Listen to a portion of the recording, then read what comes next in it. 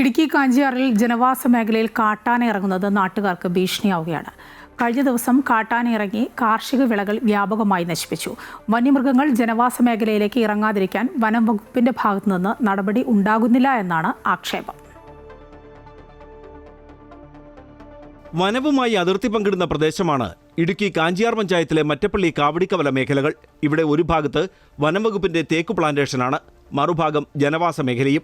വർഷങ്ങളായി വിവിധ സമയങ്ങളിൽ ഈ ഭാഗത്ത് കാട്ടാന ഇറങ്ങുന്ന സാഹചര്യമുണ്ടായിരുന്നു. ഇത് കണക്കിലെടുത്ത് വനംവകുപ്പ് മറ്റപ്പള്ളി മുതൽ 1 കിലോമീറ്റർ ഭാഗത്ത് സോളാർ വൈദ്യുതി വേലിയും സ്ഥാപിച്ചു. ബാക്കി ഭാഗവും വനമേഖലയും ജനവാസ മേഖലയുമായി ബന്ധപ്പെട്ട് കിടക്കുന്നതാണ്. ഇവിടെയും അടിയന്തരമായി വൈദ്യുതി വേലി സ്ഥാപിച്ച് കാട്ടാനകൾ ജനവാസ മേഖലയിലേക്ക് ഇറങ്ങാതിരിക്കാൻ വനംവകുപ്പ് നടപടി സ്വീകരിക്കണമെന്നാണ് ആവശ്യം. ഇപ്പം നിലവിൽ നമ്മുടെ മാറ്റപ്പള്ളി കുരിശുപള്ളിയുടെ ഭാഗം മുതൽ 1 കിലോമീറ്റർ 200 മീറ്ററാണ് ചെയ്തിട്ടുള്ളത്.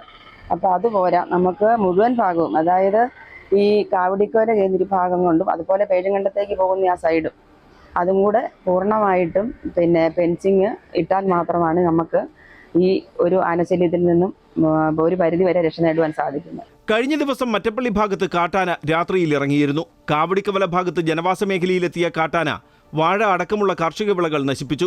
വനംവകുപ്പ് ഉദ്യോഗസ്ഥർ പടക്കം പൊട്ടിച്ചും മറ്റും ആനയെ ഉൾക്കാട്ടിലേക്ക് കയറ്റിവിടുന്നുണ്ടെങ്കിലും കുറച്ച് ദിവസങ്ങൾക്ക് ശേഷം ഇവ വീണ്ടും തിരികെ എത്തും. വന്യമൃഗശല്യത്തിന് പരിഹാരം കാണാൻ അടിയന്തര നടപടി സ്വീകരിച്ചില്ലെങ്കിൽ നാട്ടുകാരുടെ ജീവിതം കൂടുതൽ ദുസ്സഹമാകും. അമൃത ന്യൂസ്, ഇടുക്കി.